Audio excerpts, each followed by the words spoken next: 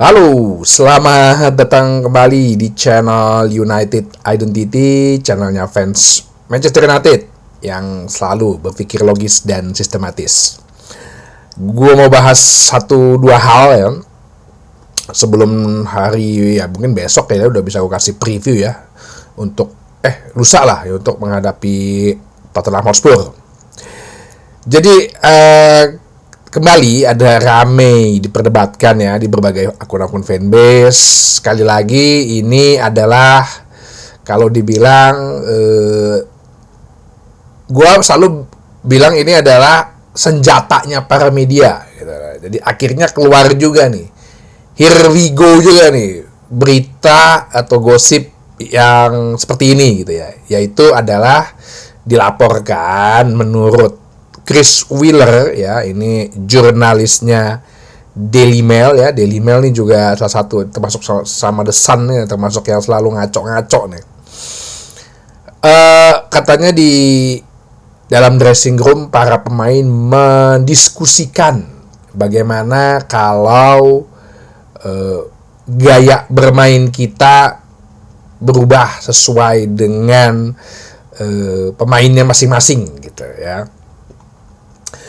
Sebenarnya kata-katanya sih kalau di kalimat beritanya si Chris Wheeler ini dia bilang katanya ada diskusi antara mereka apakah kita akan merubah rencana permainan ya yang sesuai dengan gaya bermain kita ya. Mungkin itu bisa membawa tim lebih bagus ke depannya gitu.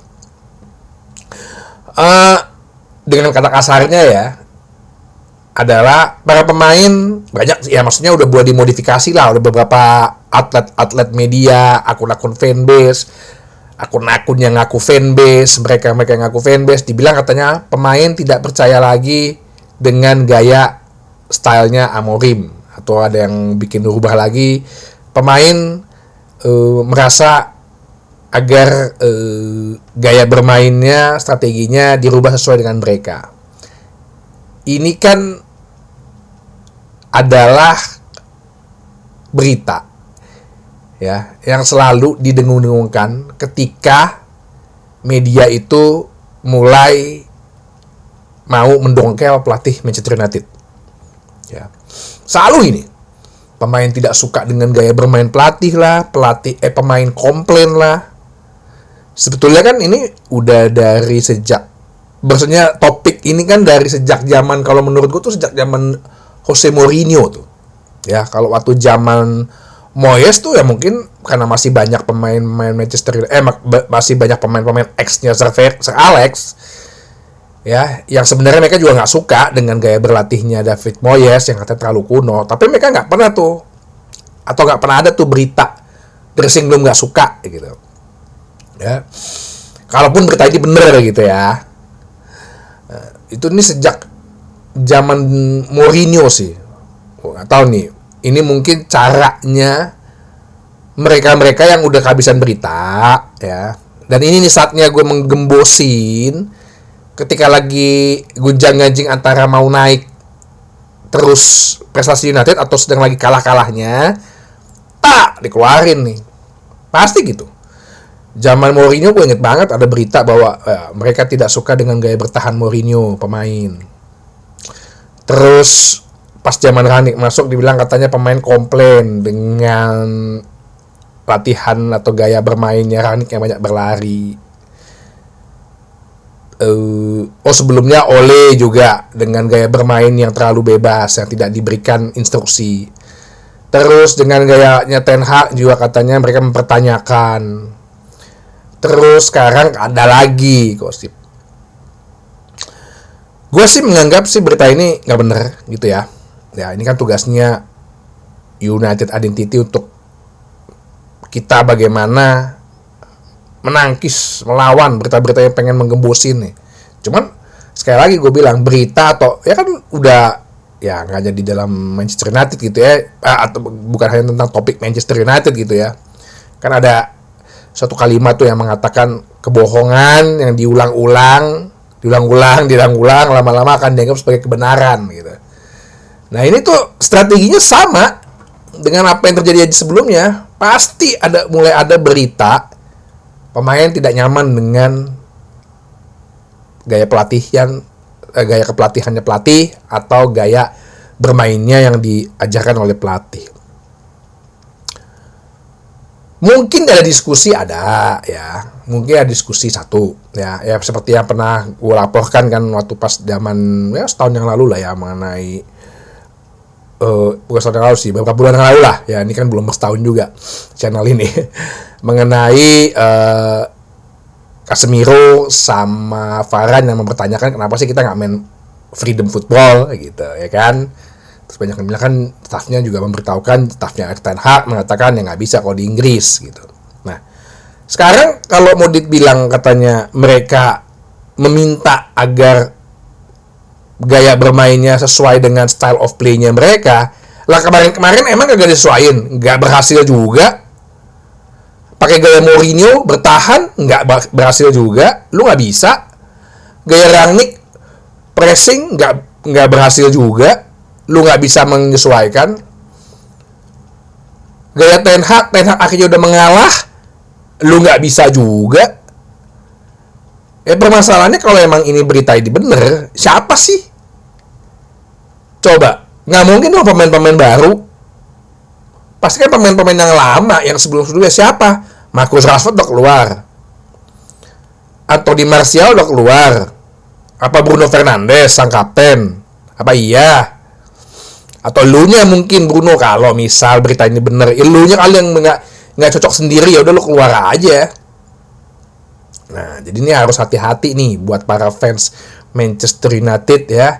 Ini kalau udah mulai ada berita yang kayak begini keluar nih ya, wah, lu harus lebih aware ya, harus lebih reaksi lu harus lebih dikontrol lah ya. Jangan langsung tiba-tiba ujung-ujungnya nih nanti out, pelatih out, dan manajemen nggak suka. Ya bisa aja loh dari pihak shareholder gitu ya, cuma denger berita gini doang, akhirnya mereka terpikir gitu otaknya, apa iya emang nggak cocok ya. Pressing kan akan terus tuh nanti ke pelatih. Nah jadi hati-hati.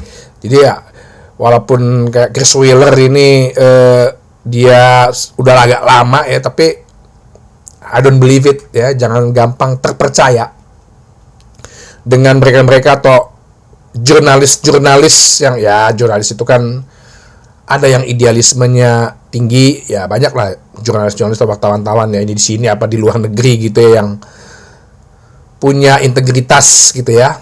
Tapi ada juga kan jurnalis yang ya mumpung lagi sepi dibikin aja nih isu kayak gini.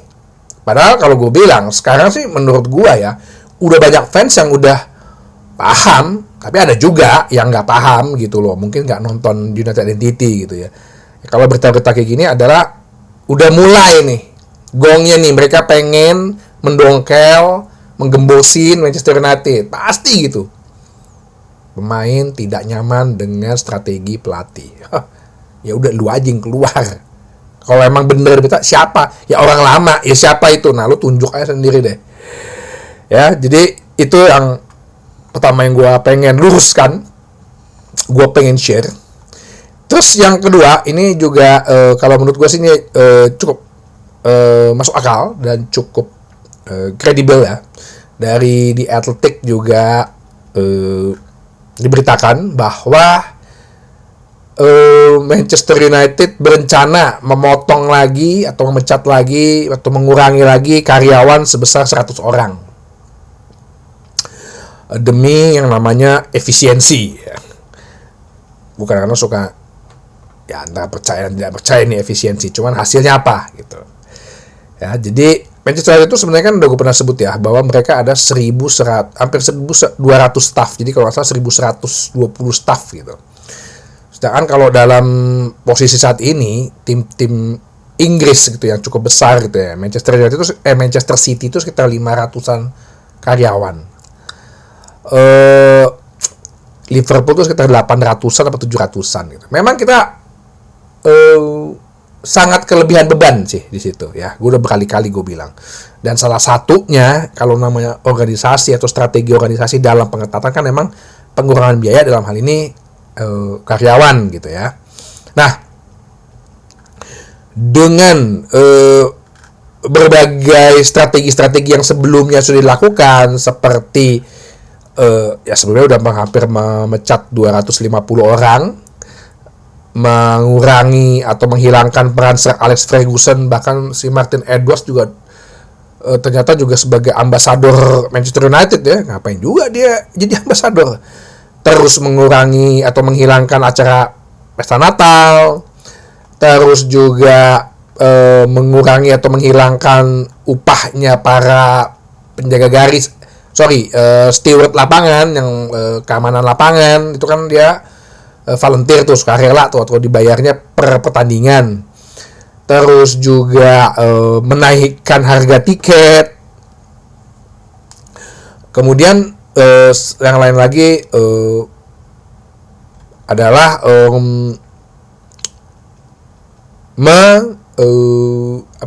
mengharapkan agar para eksekutif ya.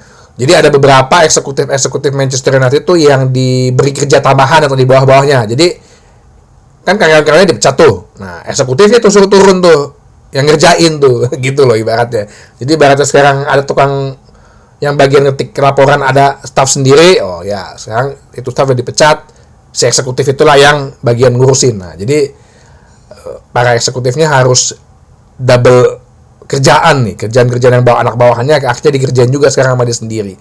Jadi langkah-langkah seperti itu memang kalau gue pribadi sih ya wajar ya untuk dilakukan ya. Cuma kan sekali lagi gue bilang, gue pengen ngelihat hasilnya nih ya. Kita udah beli mungkin 3 sih sebenarnya ya, Diego Leon yang dari Paraguay, Patrick Dorgu, Eden Haven yang kabarnya itu juga adalah hasil dari data science-nya tim Ineos ya, Manchester United maksud gua, yang dimana Ineos juga banyak memasukkan staff-staff untuk data analis. Apakah hasilnya akan positif ya, kita akan lihat di akhir musim gitu loh. Jadi pro and kontranya adalah ini kok orang pelit banget ya, apalagi dia kan katanya lagi dapat Ineosnya lagi dapat tuntutan hukum dari tim rugby-nya New Zealand. Tim rugby-nya New Zealand kan juara dunia tuh. Kabarnya katanya mau disponsorin tapi kok nggak keluar-keluar dananya gitu loh. Ya banyak yang bilang ini sebenarnya Ineos ini punya duit apa enggak sih gitu kan. Kok malah juga justru agak ya mengurangi beban biaya banyak segala sesuatu ya. Satu sisi sih gue ngeliat bahwa ya sebenarnya kita sadar juga bahwa kerugian kita selama ini sebagai klub tiap tahun itu selama hampir 100 juta. Dan Glazer tidak melakukan hal ini gitu ya. Ini kan yang jadi kita baru sadar gitu ya. Oh, ternyata banyak juga ya pos-pos biaya gitu loh selama klub ini berdiri. Tapi dari satu sisi banyak juga kontranya orang-orang yang mengatakan bahwa ya ini sebenarnya Ineos punya duit apa enggak sih gitu loh. Apakah memang Ineos ini gue nggak bilang dia nggak jago menjalankan bisnis olahraga ya, tapi dia ini source keuangannya ada apa enggak gitu loh. Ibaratnya sebenarnya orang kaya apa enggak sih gitu lah. Apa dia cuman selama ini cuman di luar doang terkesan kaya gitu, flexing doang gitu kayak terkesan kaya gitu. Ineos namanya besar gitu, tapi dalamnya juga bobrok juga. Nah ini yang harus kita coba balancing nih ya. Kita jangan percaya 100%, tapi juga jangan tidak percaya 100%. Makanya gue udah bilang, gue sih 40% kepercayaan gue terhadap Ineos. Yang bisa membuat booster apa ya, akhir musim ini apa nih yang terjadi? Berhasil gak mereka? Ya minimal mendukung Ruben Amorim lah sampai akhir musim. Baru musim kemudian apalagi yang dilakukan nanti Juni-Juli, apa yang dilakukan dalam transfer pemain, didukung nggak Ruben Amorim ya. Jadi itu sih 2 masalah yang mau gue jabarkan gitu ya. Satu mengenai berita-berita yang mulai dimunculkan, berita lama yang dipakai lagi oleh para jurnalis, sama sekali lagi pengurangan biaya yang dilakukan oleh efisiensi. Ini kan lagi zaman efisiensi ini ya, bukannya gue mau mengkritik sesuatu, enggak ya kan, cuman ya efisiensi inilah yang menurut Ineos ya merupakan start awal untuk menyehatkan keuangan klub. Itu aja, sampai ketemu lagi di bahasan berikutnya di channel United Identity, channelnya fans Manchester United yang selalu berpikir logis dan sistematis. Terima kasih.